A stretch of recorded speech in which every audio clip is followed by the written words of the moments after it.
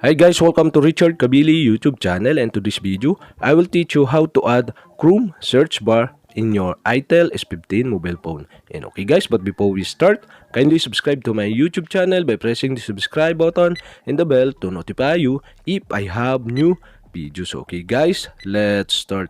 So okay guys, you only have to do is press and hold on a screen in your itel S15 mobile phone to see the widget below. Okay, click widget.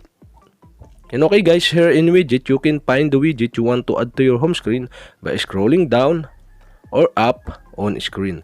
And okay guys, after you find the widget you want to add to your home screen, okay, in this tutorial, I'll show you how to add Chrome Search Bar. And okay guys, you only have to do is click the Chrome Search Bar widget to add to your home screen. And okay guys, that's it. We have successfully add the Chrome search bar in your itel S15 mobile phone. And okay guys, if you have a question, kindly comment below, and don't forget to hit the subscribe button and the bell to notify you if I have new videos. Okay guys, thank you for watching.